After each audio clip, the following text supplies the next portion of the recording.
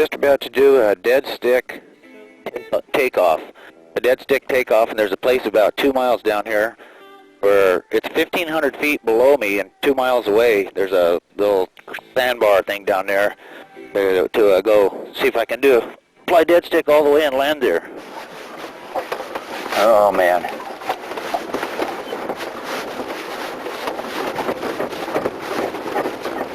Okay, I'm up to about 5 miles an hour.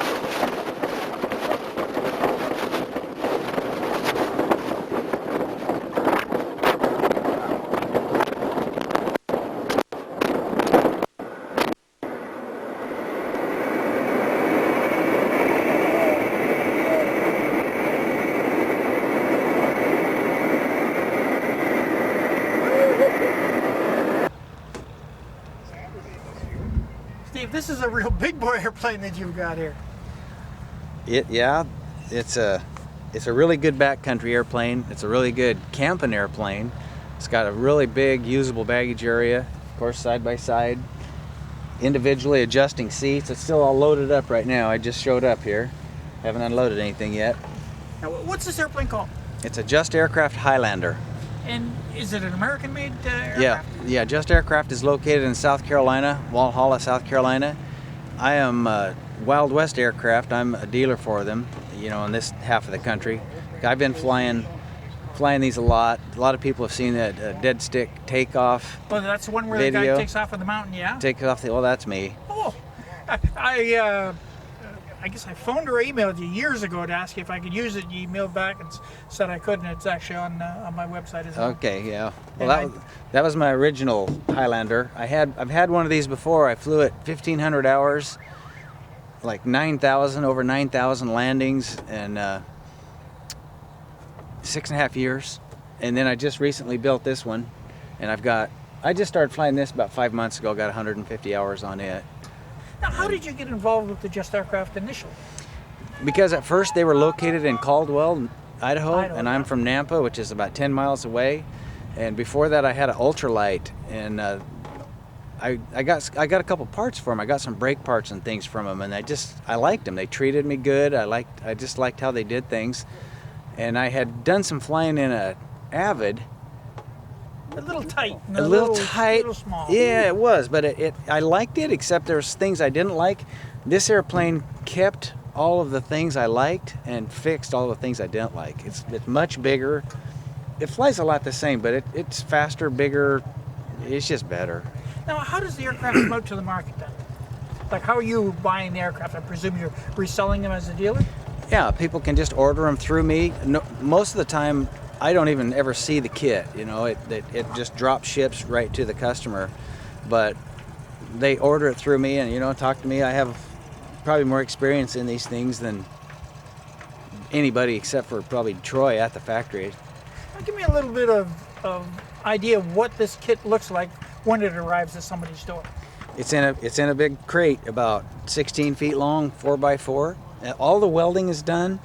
The fuselage is all welded, powder coated, and they get all the parts just wrapped. I mean, they're really careful how they wrap them all up and all the foam stuff, and they put most of it right inside the fuselage.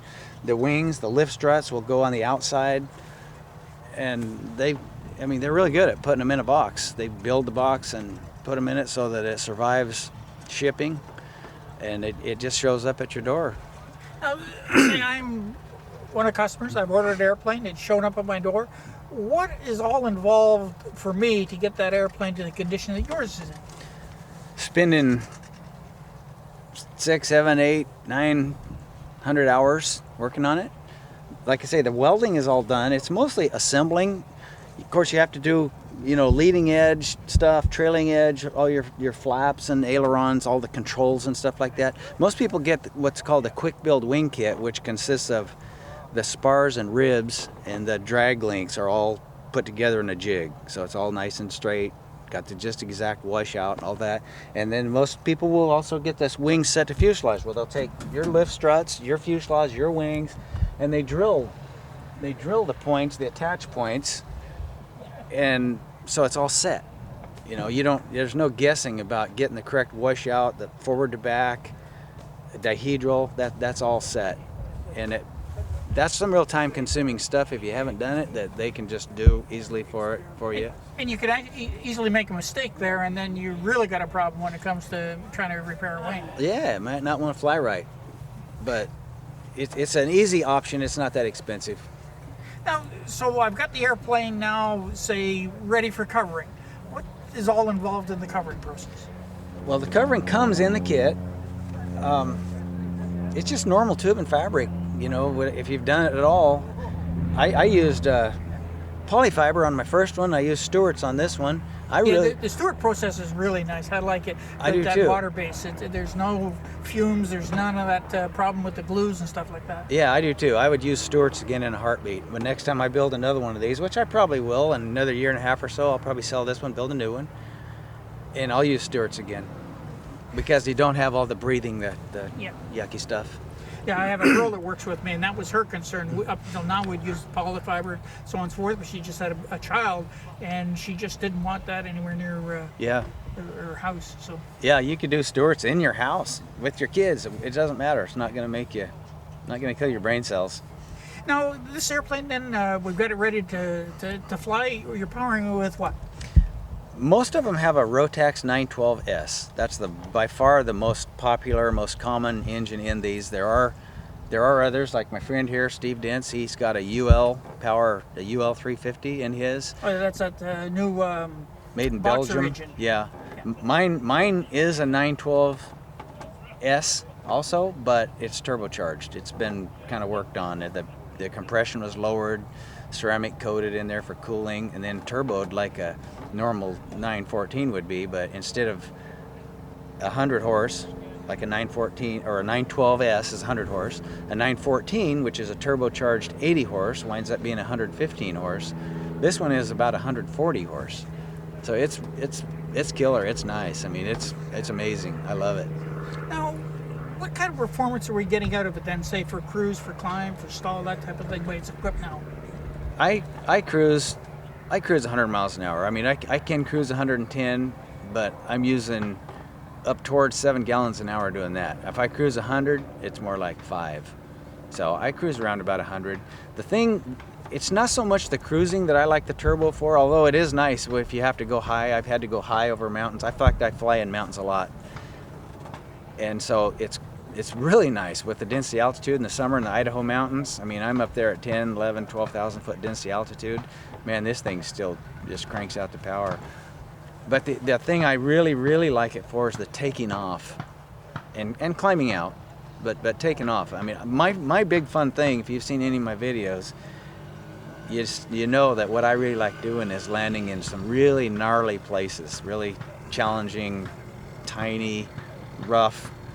That's what I like doing. Well, having all this horsepower and this turbocharged engine is it just added to my fun immensely.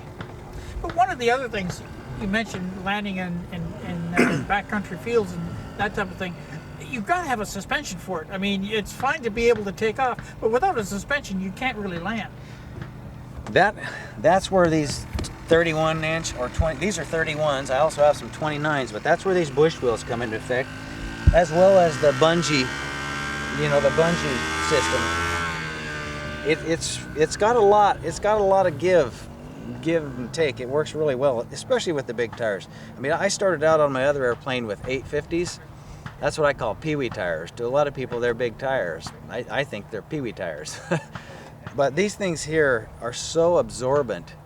It's unreal. I mean, if rocks, I can land in rocks all over like this. I don't even care. I don't even worry about them. And I notice the tail wheel is different on this one as well, too. Yeah, it's got a Matco, the biggest one that Matco makes.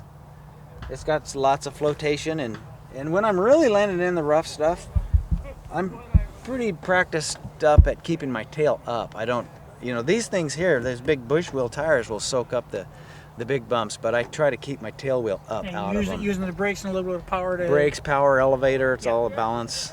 Yeah. And that's, again, one of the advantages, I guess, of handling the balanced elevator is that it's very effective in that prop wash. Yeah. Yep. And another thing about this airplane, the landing gear is pretty forward, which makes the tail heavy, which does make it harder to keep the tail up. but it's still not hard. I mean, the trade-off is I can brake. When I land in these rough places and short places, I can really get on my brakes. Even downhill, I do landings downhill just for fun, just because I can. And these don't want to flip. Yeah. Now I understand you can also use this for camping. The seats in some way fold down so that you can. Yeah, the seats fold forward. It'll fold clear flat. Yeah. Mine's clear loaded up It's with loaded stuff right now. for the show here. But yeah, it's got a big baggage area.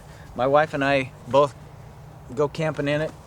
Take our cooler, sometimes even extra gas if we're going to go for days up in the mountains. When we were going to Oshkosh a couple years ago, she would take her seat and lean it forward, put the cushion on top, and we had just enough space in there she could stretch her legs out over the top of all of everything we had in there, and she'd take naps while we was flying to Oshkosh. And I don't think there's too many light sport airplanes you're going to do that in. Now, this airplane also, I understand, is very adaptable to float operation. It is. It comes with the fittings all on here. It's also set up to be a nose dragger if you want. You have to get another, the front nose wheel. But then the gear mounts back here, and it becomes a nose wheel airplane. But yeah, if on floats, it's great for floats. I haven't flown one on floats, but there's several people that have them, and they make a really good float plane. So if somebody wanted to get some more information on the airplane or get in contact with you, perhaps for a demo flight or something like that, what's the easiest way to do it? Right here, Wild West Aircraft. This is my company, our website. And so all my contact information is on there. There's links to videos on there. There's links to, there's performance numbers and things like that. But the best thing, just go on there and check it out and call us. And where are you physically located? Nampa, Idaho. Thank you very much for your time. You're welcome. Thank you.